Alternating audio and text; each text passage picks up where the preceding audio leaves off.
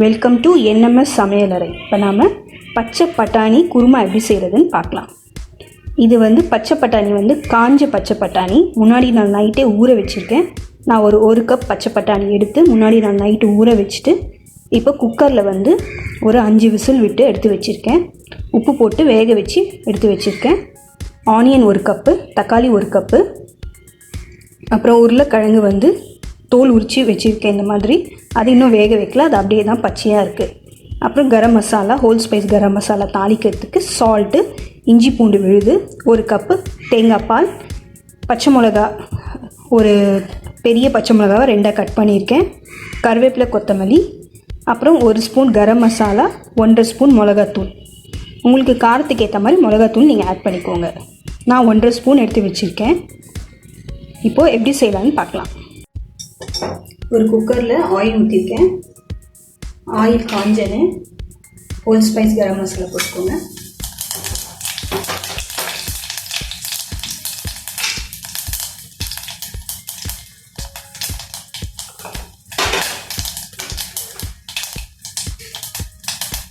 Onion,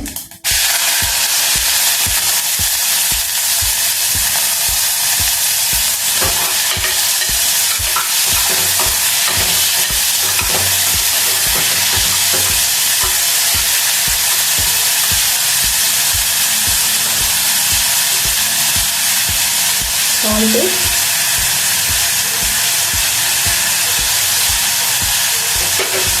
salt கொஞ்சம் கம்மியாக போட்டுக்கோங்க, ஏன்னா நம்ம ஆல்ரெடி பட்டாணியில் சால்ட்டு போட்டுருக்கோம்.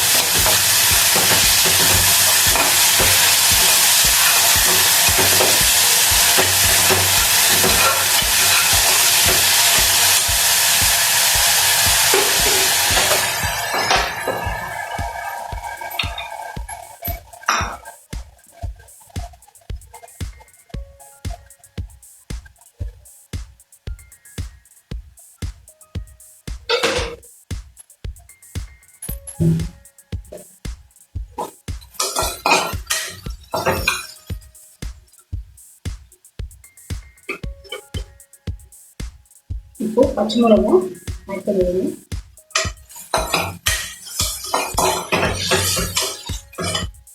ஆனியன் நல்லா வதங்கட்டும். இப்போ இஞ்சி பூண்டு பேஸ்ட்டை ஆட் பண்ணிக்கலாம்.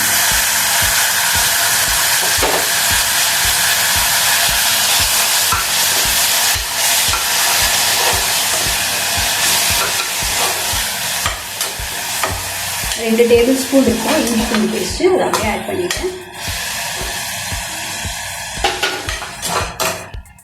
இந்த இஞ்சி பூண்டு நல்லா வதங்கட்டும்.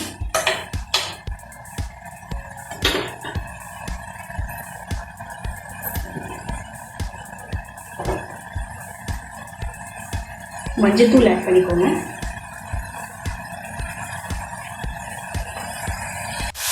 இப்போ தக்காளி ஆட் பண்ணிக்கோங்க.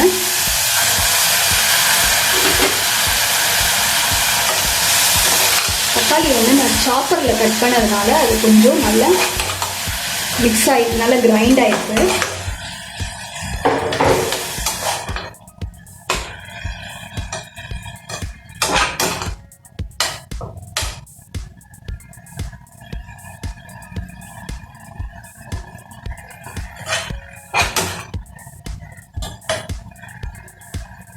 இப்போ garam masala 1 tablespoon, 1 tablespoon குழம்பு மிளகாத்தூள், இதை அப்படியே ஆட் பண்ணிக்கலாம்.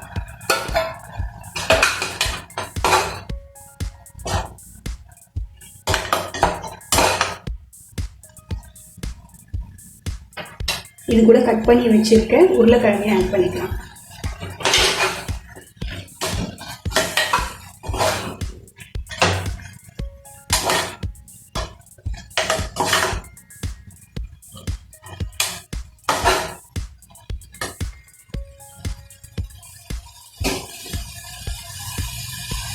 இப்போ 1 கப் தேங்காய் பால், அதுவும் ஆட் பண்ணிக்கலாம்.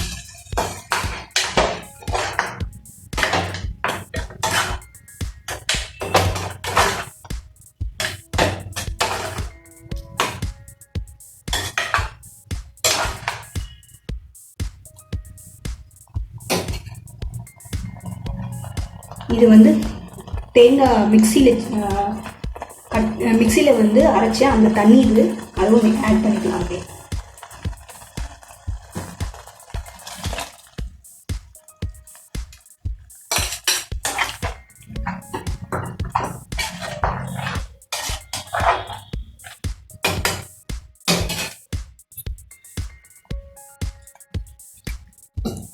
இப்போ நான் ஒரு 1/2 கிளாஸ் தண்ணி தான் ஊற்றுறேன், நிறைய ஊற்றலை. ஆல்ரெடி அந்த மிக்சி ஜார் கழுவுன அந்த தண்ணி இருக்கிறதுனால நான் கம்மியாக ஊற்றிருக்கேன்.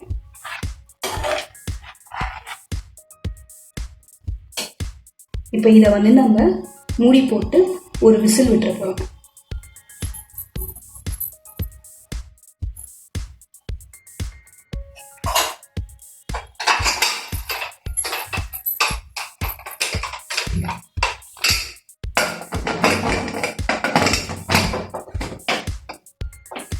இந்த ஒரு விசிலில் வந்து உருளைக்கிழங்கு வெந்துடும். அதுக்காக மூடி போட்டு ஒரு விசில் விட்டுடலாம். ஒரு விசில் விட்ட பிறகு பார்க்கலாம். Cooker pressure அடங்கிடுச்சு. சப்போஸ் அப்படியே கொதிச்சிட்டு இருக்கும்போது நம்ம என்ன பண்ணலாம், இந்த பட்டாணி ஆட் பண்ணிக்கலாம்.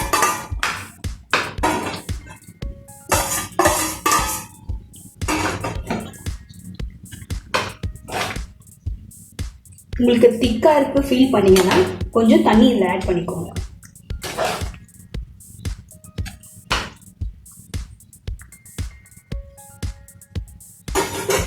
கொஞ்சம் திக்காக இருக்குது, நான் ஒரு 1/2 கிளாஸ் தண்ணி ஊற்றிக்கிறேன்.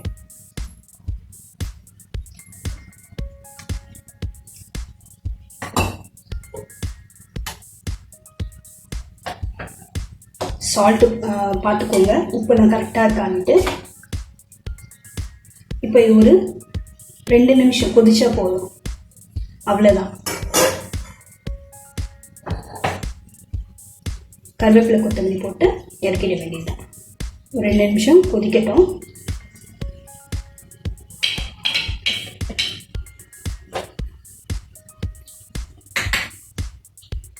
அவ்வளோதான், குருமா ரெடி ஆயிடுச்சு, பட்டாணி குருமா. இப்போ இதை நாம் டிஸ்பிளேல பார்க்கலாம். பட்டாணி குருமா ரெடி ஆயிடுச்சு. இந்த வீடியோ உங்களுக்கு பிடிச்சிருந்ததுன்னா லைக் பண்ணுங்கள், ஷேர் பண்ணுங்கள், மறக்காமல் சப்ஸ்கிரைப் பண்ணுங்கள். இந்த டிஷ் உங்கள் வீட்டில் செஞ்சு பார்த்துட்டு கமெண்ட் பண்ணுங்கள்.